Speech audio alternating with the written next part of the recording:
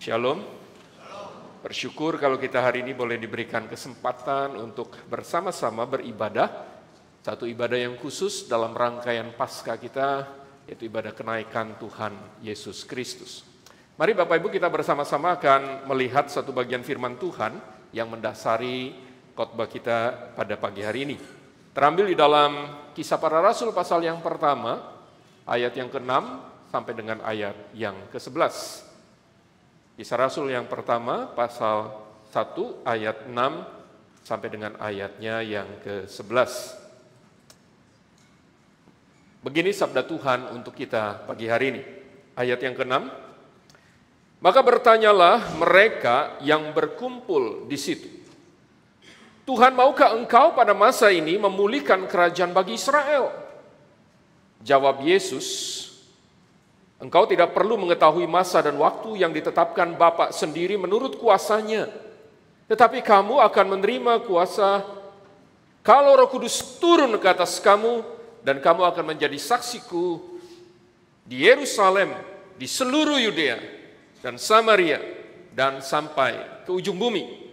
Sesudah ia mengatakan demikian, terangkatlah dia disaksikan oleh mereka, dan awan menutupinya dari pandangan mereka.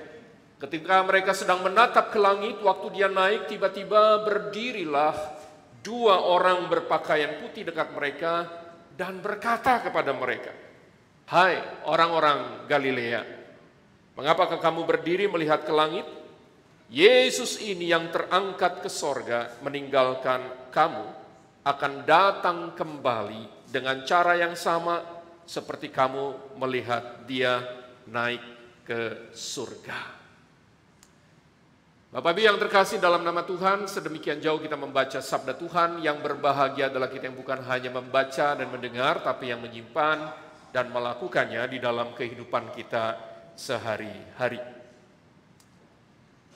Bapak Ibu, akhirnya tibalah perpisahan itu. Setelah 3,5 tahun para murid bersama-sama dengan Tuhan Yesus, mereka melihat apa yang dikerjakan oleh Tuhan, mereka mendengar apa yang diajarkan oleh Tuhan. Mereka menjadi saksi dari setiap mujizat yang Yesus kerjakan. Pada akhirnya perpisahan itu memang terjadi. Bapak Ibu, hari itu para murid berkumpul di Bukit Zaitun yang kira-kira seperjalanan saja Sabat jauhnya. Ke tempat di mana Tuhan memerintahkan mereka untuk datang. Ke tempat di mana mereka akan segera memasuki momen yang tidak akan terlupakan, karena ini adalah saat di mana mereka akan berpisah dengan Kristus. Bapak Ibu, bagi beberapa orang barangkali perpisahan bukan hal yang mudah untuk dihadapi. Apalagi berpisah dengan orang yang kita kasihi, dengan orang yang selalu bersama-sama dengan kita, dengan orang yang kita kenal baik. Maka perpisahan bukanlah hal yang mudah untuk diterima. Entahkah itu perpisahan untuk selamanya atau akan perpisahan hanya untuk sementara waktu. Kalau demikian Bapak Ibu, maka apa yang sebetulnya Alkitab mau sampaikan tentang peristiwa ini? Apa yang Alkitab mau katakan pertama-tama? Tentu saja kepada para murid hari itu, yang mereka lah menjadi saksi dari kenaikan Kristus ke sorga, tapi juga bagi kita, orang-orang percaya yang hidup di masa kini. Bapak Ibu yang terkasih, mari saya ajak kita kembali melihat dalam catatan Alkitab kita, khususnya di dalam apa yang Lukas sampaikan di Kisah Para Rasul ini. Hari itu sekali lagi seperti yang saya katakan, mereka yang menjadi saksi dari kenaikan Tuhan.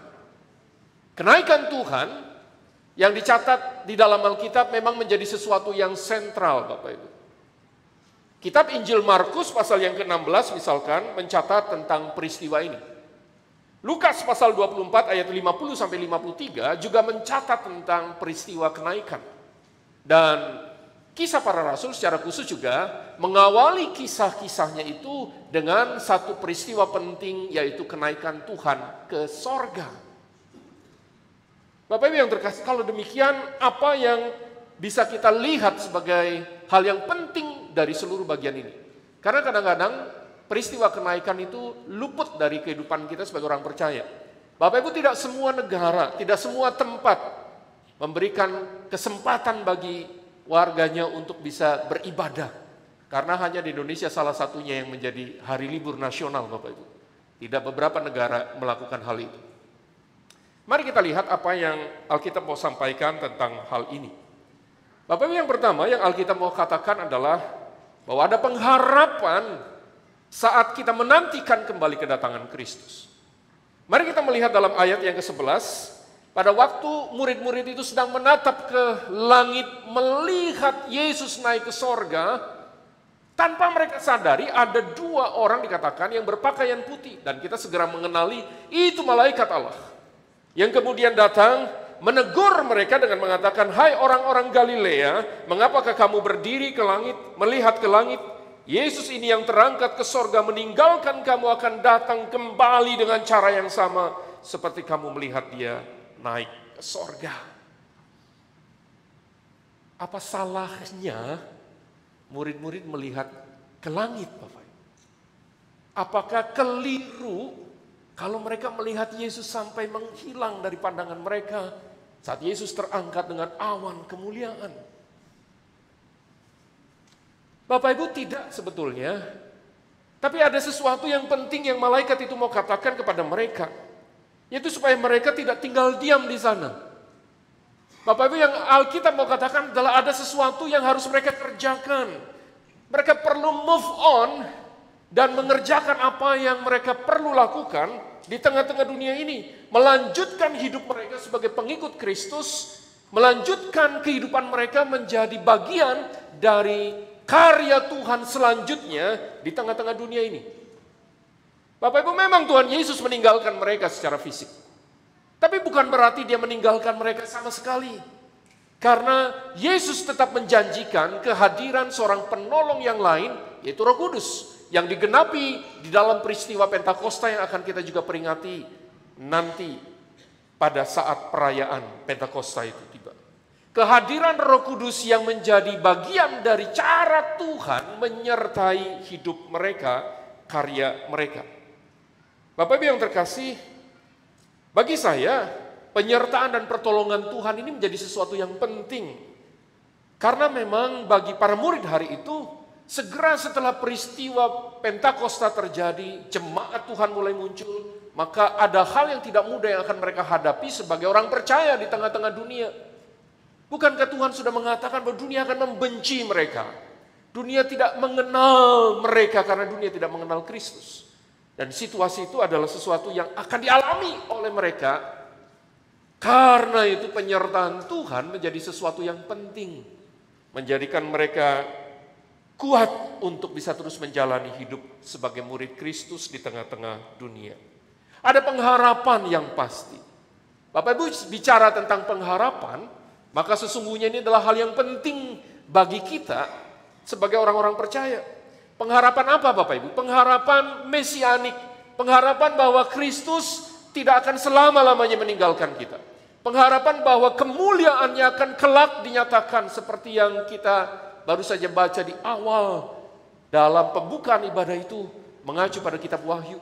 Yohanes melihat dengan jelas bahwa ada pengharapan yang kelak akan dipenuhi pada saat Kristus datang kembali. Bapak Ibu, kenapa ini sekali lagi menjadi penting? Karena saya menyadari bahwa di dalam kehidupan kita sebagai orang-orang percaya, kita mengalami berbagai macam situasi yang tidak mudah. Berbagai macam situasi yang kadang-kadang menekan hidup kita. Berbagai situasi yang kadang-kadang membuat kita merasa kepengen berhenti dalam kehidupan kita sebagai orang-orang percaya.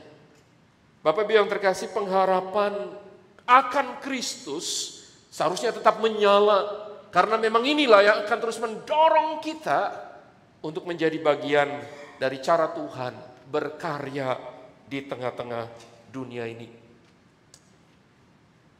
Saya melihat satu hal yang menarik Bapak Ibu. Dari satu film yang dibesut oleh seorang sutradara yang bernama Martin Scorsese. Film ini berjudul The Silence. Kisahnya merupakan sebuah kisah nyata yang dibuat menjadi sebuah novel Bapak Ibu. Ditulis oleh seorang Jepang yang bernama Susako Endo. Dia seorang yang percaya sama Tuhan Yesus. Dia menggambarkan peristiwa yang pernah terjadi di Jepang sekitar tahun 1600-an Bapak. Pada masa itu Jepang sedang mengalami situasi yang tertutup. Mereka menolak pengaruh dari asing, budaya asing, dan orang-orang asing. Dan di dalam situasi seperti itu tiba-tiba dikatakan di dalam novel itu ada 3 orang rohaniwan, pendeta dari negara Portugis yang masuk ke Jepang. Tujuannya apa? Tujuannya pertama-tama mereka mencari sahabat mereka, mencari orang yang mereka sangat hormati yang sudah pergi dulu ke Jepang dan tidak ada kabar beritanya. Pada waktu mereka sampai di negara ini, yang mereka jumpai adalah hal-hal yang mengejutkan. Karena memang kekristenan hari itu sedang mengalami tekanan yang hebat sekali dari penguasa masa itu. Kalau sampai ketahuan ada seorang Kristen, maka dia pasti akan mengalami situasi yang tidak mudah. Bapak Ibu, di tengah-tengah situasi yang kayak gitu, 3 orang ini kemudian berjumpa dengan satu komunitas yang bernama Kakure Kirishitan. Ini diterjemahkan sebagai Kristen yang tersembunyi. Jadi mereka adalah komunitas Kristen yang ada di tengah-tengah masyarakat yang tetap mempertahankan iman mereka. Saya sebut mempertahankan iman mereka karena memang kalau sampai mereka ketahuan seperti yang saya katakan sebelumnya, mereka akan dibawa dan kemudian disiksa, Bapak Ibu. Salah satu bentuknya adalah mereka harus menginjak sebuah ornamen yang menggambarkan Kristus yang disebut dengan fournier. Diinjak-injak sebagai lambang bahwa mereka meninggalkan iman mereka. Kalau sampai menolak, maka akibatnya jelas. Mereka akan dipukuli, mereka akan disiksa, bahkan dianiaya sampai mati. Bapak Ibu, itulah situasi yang dihadapi oleh jemaat hari itu yang mempertahankan iman mereka. Pada waktu sampai pada titik ini saya bertanya dalam hati, apakah yang membuat mereka ini orang-orang yang sebetulnya lemah, orang-orang yang sebetulnya tidak dipandang di dalam masyarakat, tetapi mereka memiliki kekuatan untuk bertahan. Apa yang menyebabkan? Bapak Ibu, saya percaya pengharapan. Pengharapan akan Kristus yang tidak pernah pudar. Pengharapan akan Kristus yang mengasihi mereka. Pengharapan akan Kristus yang kelak akan menyatakan kemuliaannya di tengah-tengah segala situasi. Oh Bapak Ibu, pengharapan yang sama itulah yang seharusnya kita miliki sebagai orang percaya pada masa kini. Bahwa kita memiliki pengharapan yang pasti, bukan sebuah PHP, gitu ya. Bukan sebuah pengharapan palsu. Karena memang Kristus adalah sumber kekuatan kita. Dan dia pergi untuk meninggalkan kita bukan untuk seterusnya. Karena kelak dia akan datang kembali. Bapak Ibu yang terkasih, bicara tentang kedatangan Kristus. Saya mengingat satu peristiwa yang pernah terjadi di Indonesia tahun 2022 yang lalu, jadi belum terlalu lama.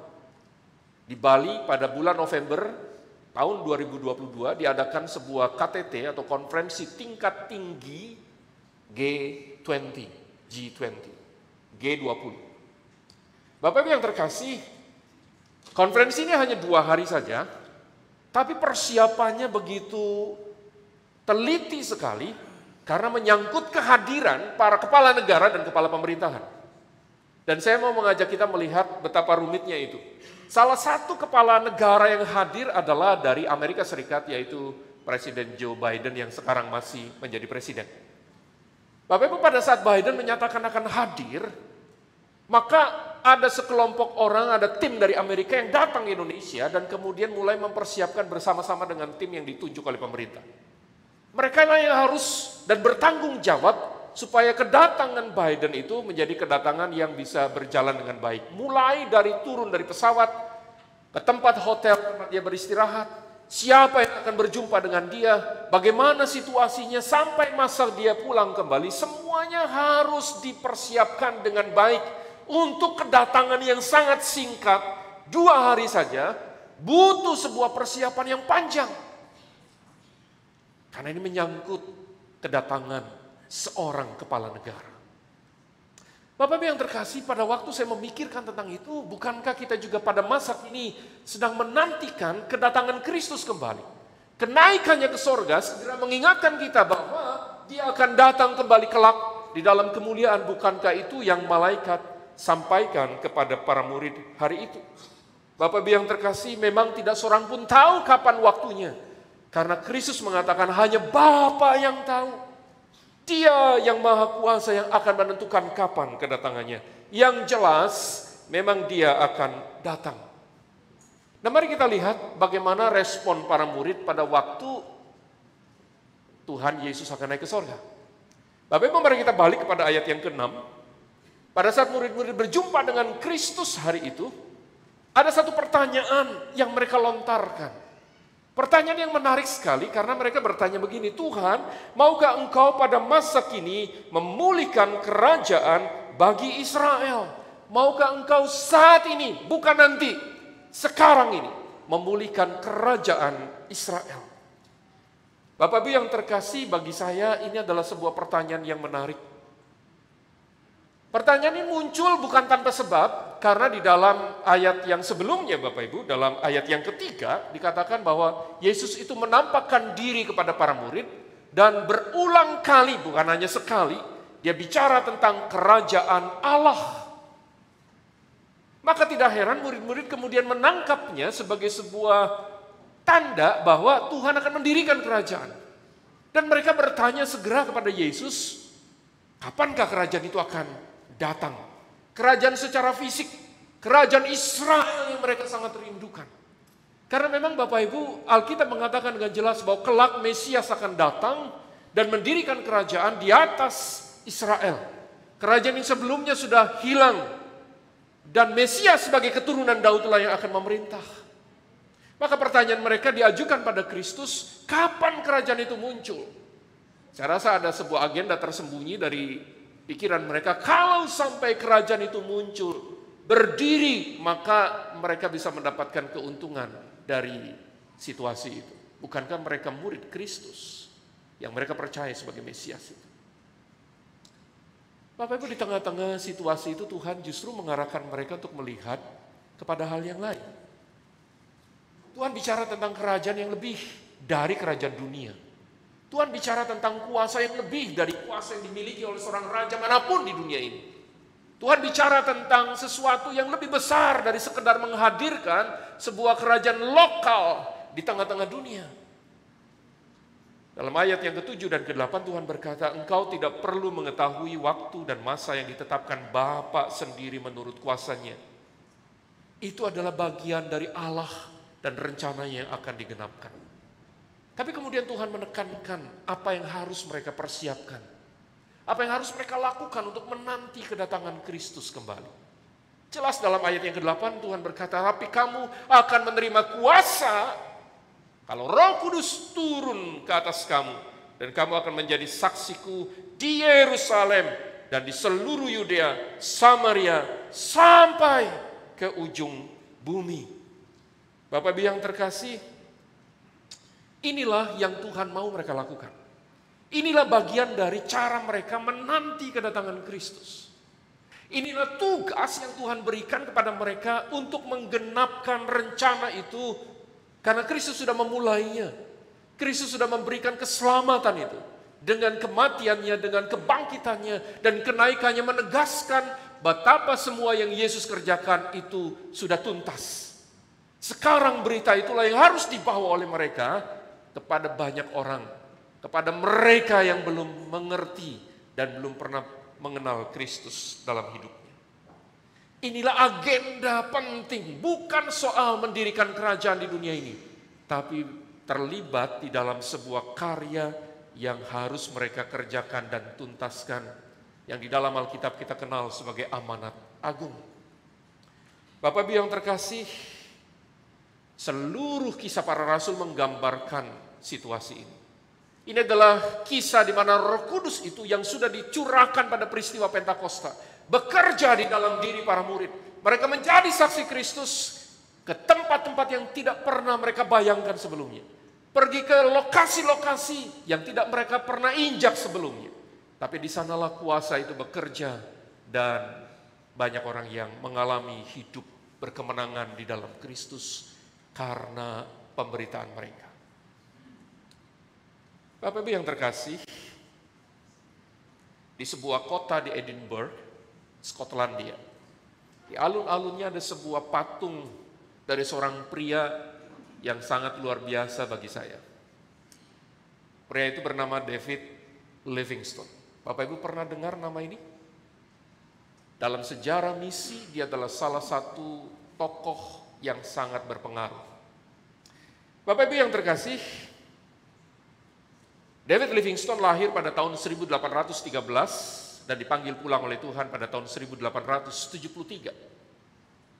Dia lahir dari keluarga Kristen. Papa mamanya sangat mencintai Tuhan dan memberikan pengaruh yang besar dalam hidup David untuk sungguh-sungguh mengasihi Tuhan. Dan di dalam pergumulannya itu dia kemudian mengerti ada satu hal yang Tuhan mau secara khusus dia kerjakan.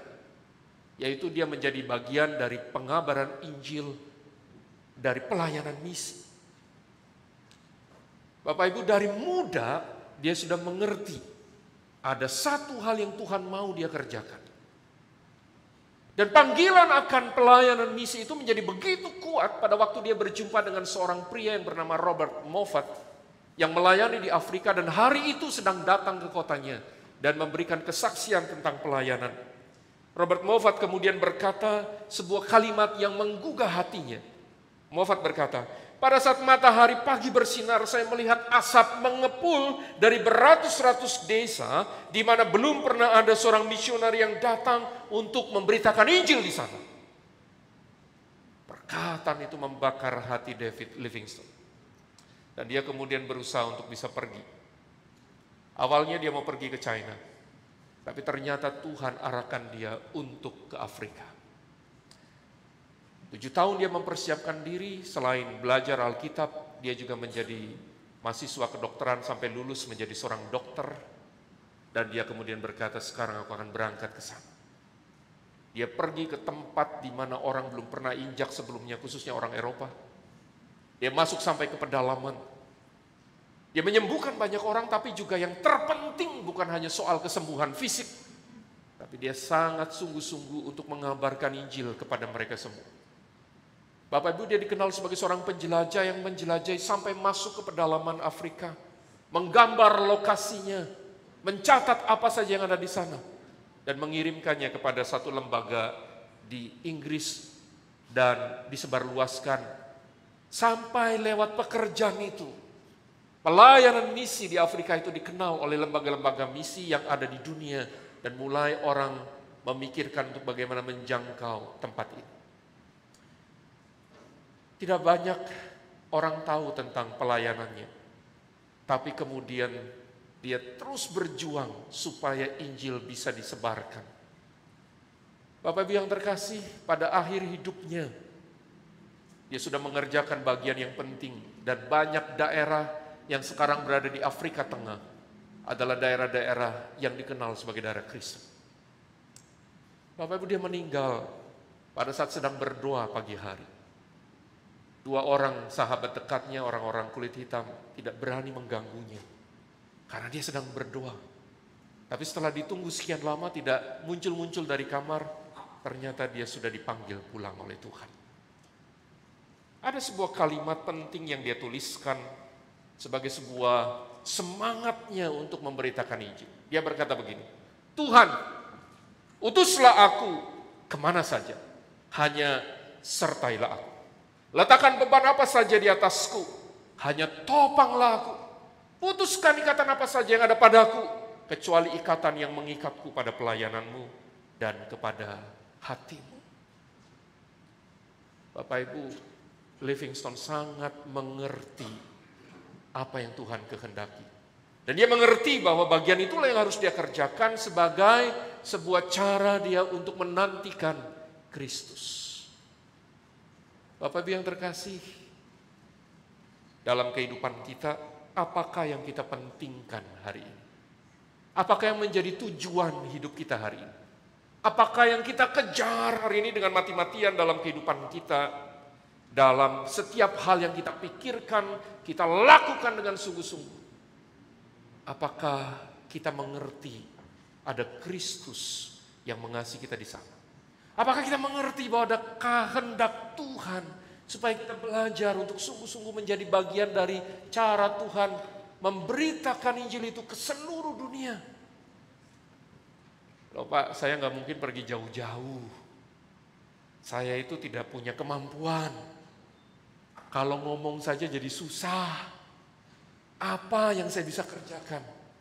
Oh Bapak Ibu, kalau kita sungguh-sungguh mengasihi Tuhan, maka ada banyak hal yang kita bisa kerjakan. Ada banyak hal yang kita bisa kerjakan untuk Tuhan sebagai bagian dari ketaatan kita kepadanya. Tapi yang pasti kita perlu bertanya pada Tuhan, Tuhan, apakah yang Engkau mau aku lakukan hari ini? Sebagai bagian dari cara Engkau memakai aku untuk memberitakan kabar itu pada banyak orang. Bapak Ibu yang terkasih, saya mendengar kesaksian dari satu keluarga yang sangat sederhana. Mereka memang orang Kristen yang taat, sungguh-sungguh taat. Dan mereka kemudian mengambil seorang anak yang membantu mereka melakukan banyak pekerjaan di rumah. Bapak Ibu, tetapi mereka punya semacam keraguan-raguan untuk gimana caranya ngomong tentang Yesus kepada anak ini. Karena dia bukan orang Kristen. Pernah satu ketika mereka kemudian mengajaknya duduk lalu bicara tentang Tuhan Yesus. Tapi gak ada respon. Gitu ya. Mereka merasa hopeless. Wah, susah dia. Tanpa mereka sadari beberapa waktu kemudian, mereka tuh sangat mengasihi anak ini Bapak Ibu. Sampai kemudian dipikirkan tentang pendidikannya, dia dibantu untuk sekolah yang tidak terlalu jauh dari rumah mereka tinggal, supaya kelak dia bisa hidup dengan mandiri. Suatu malam, anak ini datang kepada kedua pasangan suami istri ini, dan mengatakan, saya mau menjadi orang percaya, orang Kristen. Kagetlah mereka. Lalu bertanya, apa yang menyebabkan kau mau mengambil keputusan? Dan dia berkata, pada saat saya melihat kehidupan suami istri, saya merasakan kasih Tuhan itu begitu besar. Seakan-akan melihat Kristus dari hidup mereka. Dan kemudian itulah yang mendorongnya untuk sungguh-sungguh mengambil keputusan penting itu, yaitu percaya pada Kristus. Bapak Ibu, kesaksian itu membuat saya tertegun karena memang seringkali kita berpikir bahwa kesaksian itu haruslah kita pergi ke tempat yang jauh, ke tempat yang sukar, baru kemudian kita boleh menjadi saksi Kristus. Tidak, justru di dalam keseharian, di dalam kehidupan kita sehari-hari, kita tetap bisa menjadi saksinya lewat berbagai cara, lewat kehidupan kita, lewat perkataan kita, lewat sikap dan tindakan kita sehari-hari yang mencerminkan Kristus. Sadarlah bahwa Kristus akan datang kembali. Dan pertanyaan pentingnya, sudah siapkah kita Bapak Ibu? Kalau Kristus datang hari ini, kalau dia datang sebentar lagi, siapkah kita menghadap dia?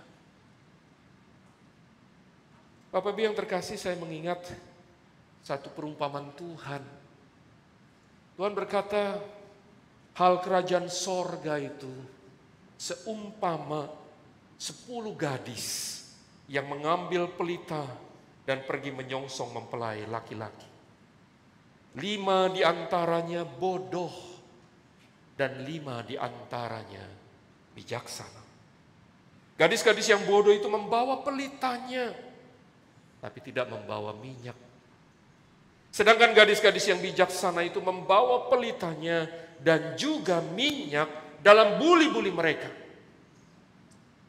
Tetapi karena mempelai itu lama tidak datang-datang juga, maka mengantuklah mereka semua lalu tertidur. Waktu tengah malam terdengarlah suara orang berseru, mempelai datang, songsonglah dia. Gadis-gadis itu pun bangun semuanya lalu membereskan pelita mereka. Gadis-gadis yang bodoh itu berkata pada gadis-gadis yang bijaksana, berikanlah kami sedikit dari minyakmu itu, sebab pelita kami hampir padam. Tapi jawab gadis-gadis yang bijaksana itu, tidak. Nanti tidak cukup untuk kami dan untuk kamu. Lebih baik kamu pergi kepada penjual minyak dan belilah di sana. Akan tetapi waktu mereka sedang pergi untuk membelinya, datanglah mempelai itu dan mereka yang telah siap sedia masuk bersama-sama dengan dia ke ruang perjamuan kawin. Lalu pintu pun ditutup. Kemudian datang jugalah gadis-gadis yang lain itu dan berkata, Tuhan, Tuhan, bukakanlah kami pintu. Tapi orang itu menjawab, aku berkata kepadamu, sesungguhnya aku tidak mengenal kamu. Karena itu berjaga-jagalah, sebab kamu tidak tahu akan hari maupun akan saatnya. Bukankah perumpamaan ini menggambarkan dengan jelas kedatangan Kristus kelak yang kedua kali? Sekali lagi kita tidak pernah tahu kapan kedatangannya kelak. Yang pasti kita sekarang ada di antara masa di mana Tuhan Yesus telah naik ke sorga dan masa di mana kita menantikan kedatangannya kembali yang kedua kali. Sudahkah kita mempersiapkan diri Bapak Ibu? Sudahkah kita dijumpai siap nanti pada saat Kristus datang? Adakah kita memiliki pengharapan yang kokoh di dalam Dia sebagai Raja yang berkuasa atas hidup kita? Sudahkah kita menjalani kehidupan yang Tuhan berikan dengan menggunakan semua kesempatan yang ada untuk menjadi saksi Kristus dimanapun kita ada hari ini? Di rumah kita, di antara saudara-saudara kita yang belum percaya, di tempat kita bekerja, di kantor, di antara rekan-rekan sepelayanan dan pekerjaan yang belum mengenal Kristus. Di sekolahkah tempat kita menuntut ilmu, di tengah-tengah teman-teman kita yang belum mengenal Kristus. Pendeknya dimanapun Tuhan menempatkan. Sudahkah kita menjadi bagian dari kesaksian Kristus yang memperlihatkan kasih-Nya dan juga pertolongannya atas kita. Supaya saat nanti Kristus datang sang mempelai pria itu, kita boleh bersama-sama berada di dalam perjamuan kawin anak domba yang Allah sediakan. Atau jangan-jangan kita akan mendengar suara, aku tidak pernah mengenal engkau, enyahlah dari hadapanku. Bapak Ibu Jemaat, kenaikan Tuhan menolong kita untuk mengintrospeksi kehidupan kita hari ini di hadapannya. Sudahkah kita sungguh-sungguh menantikan Dia? Kiranya Tuhan menolong kita. Mari kita tenangkan hati kita. Kita datang kepadanya dalam doa kita secara pribadi.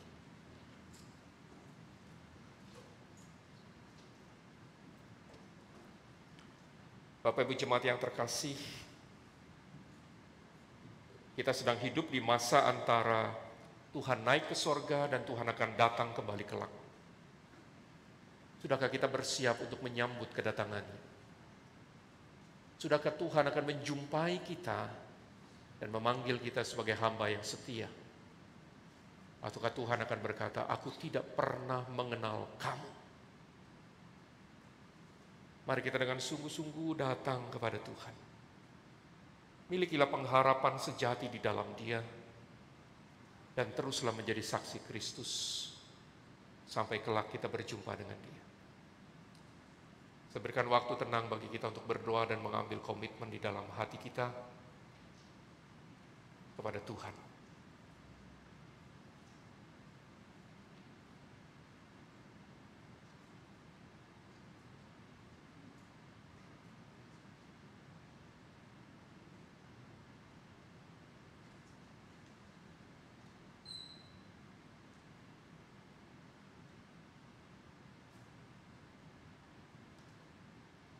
Terima kasih ya Kristus.